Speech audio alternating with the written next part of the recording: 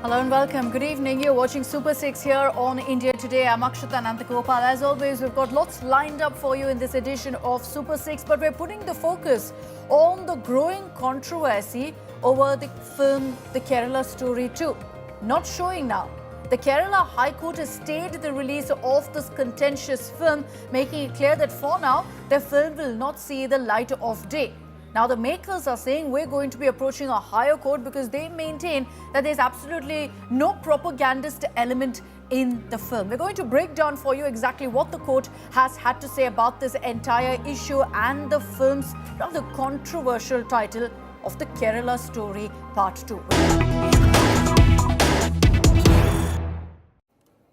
And let's begin with an exclusive news break coming in from state of Tamil Nadu, from the poll-bound state. The Congress and DMK are continuing their tussle over seats. But here's what we're picking up, that Congress netas, top Congress netas, are actually in touch with Vijay, with TVK. Not necessarily for an alliance or a tie-up in Tamil Nadu, but for the Kerala campaign. Reportedly, the Congress is planning to invite Vijay for the Congress's Kerala campaign. At this point, we don't know just yet if the TVK chief has agreed or not, but we understand that these are top leaders of the Congress who are currently in touch with Vijay. Now, there's no clarity on what this really means in Tamil Nadu because, mind you, there the Congress DMK haven't really called it quits just yet. Reportedly, the TVK is getting ready to go completely solo in the Tamil Nadu elections, but there could be some sort of tie-up in Kerala. The TVK is not contesting in Kerala, and so the Congress is looking at kind of bringing in Vijay on board as a star campaigner. Pramod Madhav is joining us live from Chennai with more details. So on this, Pramod, give us details of what you're picking up from your sources. You know, at this point, there's no tie-up in Tamil Nadu, but there's a possibility of some sort of, tie-up in Kerala because there TVK is not contesting.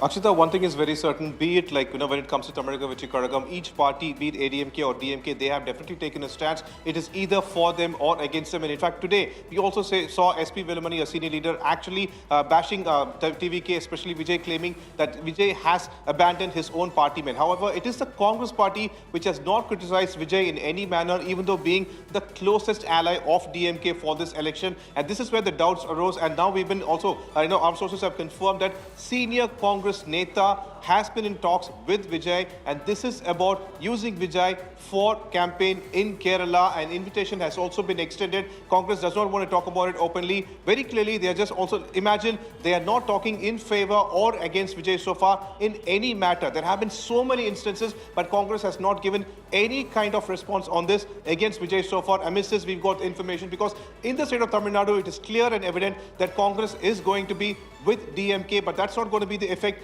in Kerala. So possibility of them going ahead and using Vijay for Kerala is still on the cards, but on the table. But the very important aspect here is that, we've also given information that Tamil Nadu is actually running out of options when it comes to a kind of alliance in the state of Tamil Nadu. So they are also possibly looking for standing alone for these elections as well, Akshita. No, but what are the terms and conditions, Pramod? What does a TVK stand to gain from something like this? Because we're talking about Kerala, where Vijay is not really looking at making any sort of poll plunge, at least for now. What do they stand to gain if not for some takeaways from Tamil Nadu? So is that something that the TVK is bargaining for? That, if we join you as a star campaigner, if Vijay campaigns for you in Kerala, you also give us something in Tamil Nadu.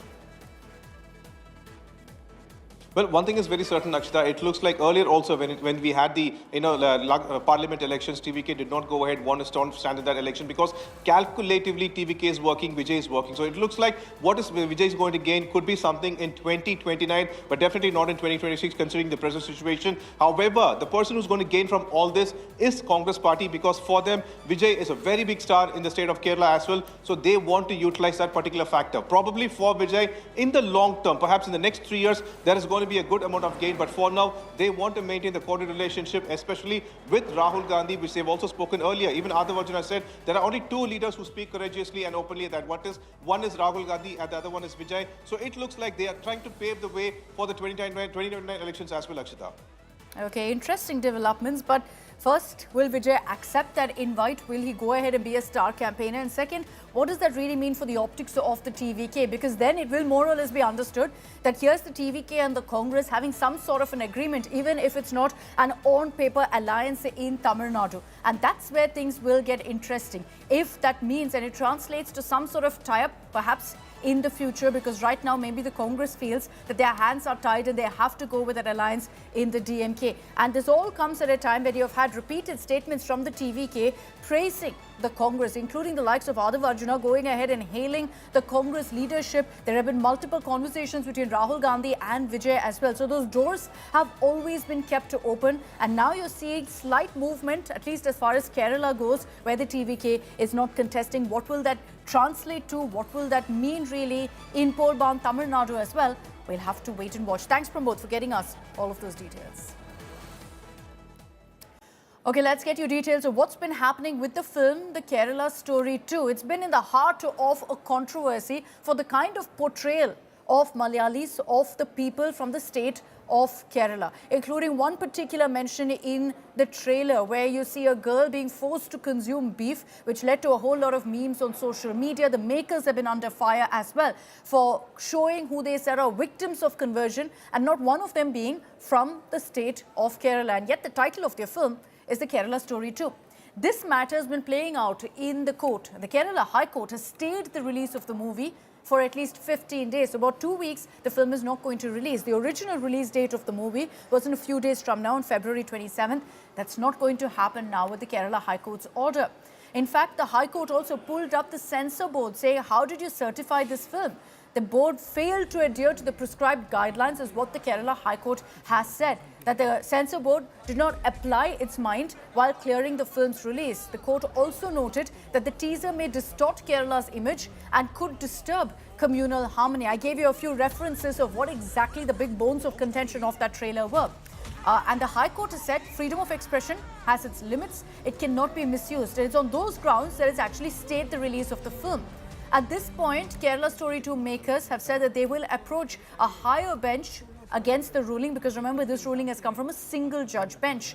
They've requested for an early hearing, saying they want to challenge the order and of course are racing against time, because like I told you, the release of the film is slated for tomorrow. Highly unlikely that will actually happen. I'll bring in Shivakumar, who's joining us live from Thiruvananthapuram. We also have Nalini Sharma, our legal editor, joining us live from Delhi. Nalini, to you first on really what we've seen play out today in the Kerala High Court, where the court, we understand, has pulled up the censor board. There are, of course, at this point, many legal options also for the makers to explore. Akshita, this is part of, I think, a trend that we've seen in the recent past, where there are multiple movies that are political in nature that end up at the doors of the courts. And it's ultimately the court that has to decide what needs to happen, whether these movies should be released or not. And Kerala Story 2 is just another movie of the similar nature. What has happened before the Kerala High Court is that the makers have got multiple opportunities by the single judge who was hearing this case to screen the movie for the High Court judges. But for some reason best known to them, they have been skeptical of doing so. They've instead asked the High Court to decide on the maintainability of the plea. And it's during the course of that order that this interim order has been issued, where not only has the judge found this plea maintainable, but he's also asked the censor board to take the representation of the petitioners and reconsider whether or not a certificate should be granted for the film. Another important point to note is that the judge has also highlighted was that it wasn't an A certificate that was granted to the film, it was a UA certificate, which meant unrestricted access. So that's something that needs to be considered by the CBFC again. Now, it remains to be seen how soon the makers will be able to approach a higher bench, get a hearing before them to try and reverse the single judge order, because until that happens, the release of the stay on the release of the movie is going to continue to be in place, and the makers are not going to be able to go ahead with. Okay, let me just bring in also Shibimol on this broadcast, because Shibi, you know, this hasn't been just limited to outrage on social media. It's led to a whole lot of politics in a state that's headed to elections in just about a month from now. And the Kerala government also has made their stand very, very clear on this issue. Well, exactly. In fact, it's given an opportunity for the left and the Congress to sort of, tell the people that we are the parties that's going to stand with the state and its people if an effort is being made to malign the state. So that's the kind of message that the government and the Congress is trying to send out here with various protests being taken out against the film, trying to say that, this is a BJP propaganda and all of that. Well, the BJP has maintained a very safe distance from the film. If you look into the reactions from the BJP leaders coming in from the state, they've always maintained a safe distance from the film, saying that this is not a BJP funded film. If anybody wants to make a film, let them go ahead and make it. And if anybody wants to criticize it, they can do it. We are not going to watch the film. We're not endorsing it, or we're not against the film. But we're against the fact that Chief Minister of a state is opposing the artistic freedom, questioning the artistic freedom of a filmmaker. And that is something that we will oppose. We are not opposing the feelings of Malayalis, or we're not ignorant of the feelings of Malayalis here. If they're concerned, if they don't like the film, they should not watch it. But Chief Minister and a political parties have no rights to question a filmmaker's choices.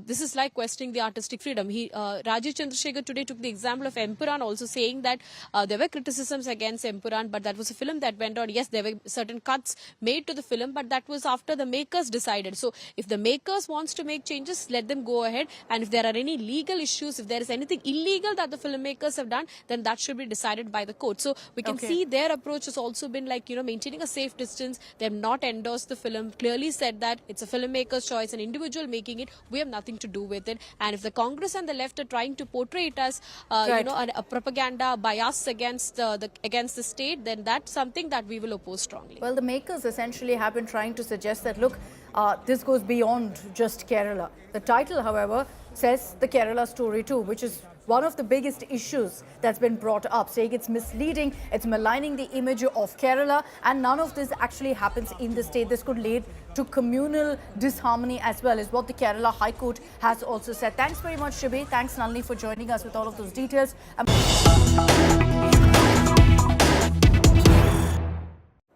Let's get you a statement that's coming from the Karnataka Deputy Chief Minister D.K. Shivakumar, where he says that guarantees have become a burden. It's not the first time that the Karnataka government or the Congress has said this, and yet at this point, while the state remains cash-strapped and there have been repeated admissions that there's no money for development, D.K. Shivakumar concedes that guarantees have become a burden, once again leading to questions about what the freebie culture and this guarantee culture is really down to the economy of several states. Karnataka at this point has said they will not halt the guarantees. They can't afford to, because this is a promise they made to the people, a promise based on which they came to power. But this no doubt will lead to a big political slugfest. Let's get you what exactly D.K. Shivakumar has said.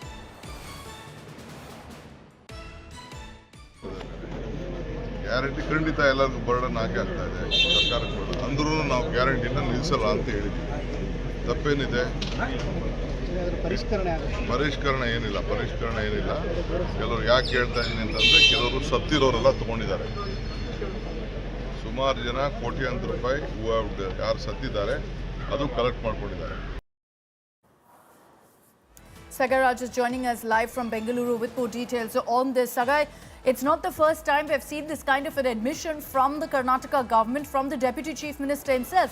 And yet, essentially, the Congress's hands are tied on this. They can't roll back their guarantees. But it again puts the spotlight on one key issue. That is bad economics. Freebies simply don't work in a state. And a state like Karnataka perhaps has paid the price, because several times the government has admitted we don't have money for development because of our guarantees. Absolutely. It's an open secret that everybody knows that there are a lack of funds for the development in the state of Karnataka. And now the ministers have come on the record and said that, yes, it is a burden, but we will not stop the guarantee schemes. And when he was addressing a gathering, he went on to say that though it is a burden, we will not stop the guarantee schemes, because it fills a lot of people pocket for them for a day-to-day expenditure, especially BPL cardholders. And now he says that there is nothing wrong in what he said, that there are a lot of people who get, but there are a lot of people who try to misuse, like people who are diseased. They also get the funds, like family members or their friends and friends apply for the schemes and get the benefits from the government. And there are a lot of misuse which is happening, and they want to curtail all those things. So he says that the government is putting an effort to ensure that all those people who misuse the funds, misuse the guarantee schemes and get the funds and rise should be scrutinized, and those are the people who should be brought into the books. And now he says that they will continue the program, and there is no question of stopping the guarantee schemes. Okay, all right, Sagai, thanks very much for getting us those details. But there is clearly a cash crunch in the state of Karnataka. The government has acknowledged the cash shortage as well. There have been several demands of perks. There have been several demands for favors. The Deputy Chief Minister D.K. Shivakumar addressed the issue, saying the guarantees are a financial burden. He's also said that building public confidence is key to economic growth. The Karnataka BJP has referred to this to lash out at the government, saying the state is struggling financially. And at the same time, their own leaders, the Congress leaders, are seeking perks, which are leading to further problems for Karnataka. Let's get you all of those reactions, including what the Karnataka Chief Minister has said on this. ಇವತ್ತು 5 guarantee ಕೊಟ್ಟಿದ್ದೀವಿ. ಯಾಕೆ ಅಂತಂದ್ರೆ ಹೆಚ್ಚು ಕಮ್ಮಿ 5,000 ರೂಪಾಯಿ ಅಷ್ಟು ನಮ್ಮ ಮಕ್ಕಳಿಗೆ ಹುಡುಗ ತಂದೆ ತಾಯಿಗಳಿಗೆ ಫ್ರೀ ಬಸ್ ಕೊಡ್ತೀವಿ, ಫ್ರೀ ಕರೆಂಟ್ 200 ಯೂನಿಟ್ ಕರೆಂಟ್ ಇರ್ಲಿ. ಇವೆಲ್ಲ ಯಾಕೆ ಸ್ಕೀಮ್ಸ್ ಎಲ್ಲ ಕೊಟ್ಟಿದ್ರೆ ಸರ್ಕಾರದ ಬರ್ಡನ್ ಆಗ್ತಾ ಇರ್ಬೋದು. ಬಟ್ ಸರ್ಕಾರ ಏನೇ ಬರ್ಡನ್ ಆದ್ರೂ ನಿಮ್ಗೆ ಮಾನಸಿಕವಾಗಿ ಈ ಫೈನಾನ್ಷಿಯಲ್ ಸ್ಟ್ರೆಂತ್ ಕಡಿಮೆ ಆಗ್ಬಾರ್ದು. ನಿಮ್ಗೆ ಜೋಬಲ್ಲಿ 10 ರೂಪಾಯಿ ಜಾಸ್ತಿ 10 ರೂಪಾಯಿ ಇತ್ತು ಅಂತಂದ್ರೆ 300 ರೂಪಾಯಿ ಕೊಡಕ್ ಮುಂದಕ್ಕೆ ಬರ್ತಾರೆ. ಹಂಗೆ ಮಾನಸಿಕವಾಗಿ ನಿಮ್ಗೆ ಧೈರ್ಯ ತುಂಬಬೇಕು, ಆರ್ಥಿಕವಾದಂತ ಶಕ್ತಿ ಕೊಡಬೇಕು ಅಂತ ಒಂದು ದೊಡ್ಡ ತೀರ್ಮಾನವನ್ನ ನಮ್ಮ ಸರ್ಕಾರ ಮಾಡಿದೆ. ಬರ್ಡನ್ ಅಂತಂದ್ರೆ ವರ್ಷಕ್ಕೆ 52,000 ಕೋಟಿಗಿಂತ ಜಾಸ್ತಿ ಆಗ್ತದೆ. ಅದು ಬರ್ಡನ್ ಅಂತ ಹೇಳಿರ್ಬೇಕು. ನಾವು ಡೆವಲಪ್ಮೆಂಟ್ ವರ್ಕ್ಸು ಮುಂದುವರಿಸ್ತಾ ಇದ್ದೀವಿ. ಮತ್ತು ಗ್ಯಾರಂಟಿ ಯೋಜನೆಗಳಿಗೆ 1,20,000 ಕೋಟಿ ಈಗಾಗಲೇ ಕೊಟ್ಟಿದ್ದೀವಿ. The government has to act very responsibly. They need to understand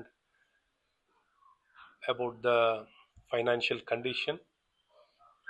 Before starting of the guarantee program, they should have looked into all these aspects. It looks like many of the policies of this government has been targeting, victimizing their non-voters. They've been targeting, openly threatening them, or taking away or taxing them heavily. This has been the government approach probably. So we need to expose this and make the government realize we should not abuse, misuse the powers what people are given to you. D.K. Shivakumar admits guarantees have become burden on the government. It is because of that no money to buy essential medicines, no recruitment has taken place in the last 3 years, unemployed youths are hitting the streets, no infrastructure projects, even Bengaluru infrastructure is suffering due to lack of funds. The only talk the government does is about providing guarantee scheme to the needy. However, state is lagging behind in the infrastructure facilities. Another self-styled godman has been accused of raping and assaulting minors. Avimukteshwaranand has been booked after young disciples, minors, have revealed that they were raped and tortured in the ashram premises. Former disciples of this accused seer have alleged that they were sodomized, they were raped, they were tortured by Avimukteshwaranand and his aides at the Varanasi Mutt. They further alleged that they were forced into oral sex. These brave survivors claimed that more than 20 minors have been sexually abused by the man you see there on your screens. The medical report has confirmed this, that the survivor was sexually assaulted. So the allegations are now backed by solid medical evidence of rape. The seer in question, who has, by the way, crores of followers and supporters, has claimed all this is a conspiracy. A legal trial will now decide if he's guilty or not. But what we have seen this happen far too often, of these so-called godmen using their power, manipulating young minds and women and then targeting them. From Ram Rahim of the Dera Sacha Sauda, convicted of rape in 2017. Asaram Bapu, sentenced to life imprisonment for raping a minor. Nityananda fled India amid allegations of sexual abuse. Each one of these cases poses the same uncomfortable question: how many more must fall prey before we confront the ecosystem that enables them?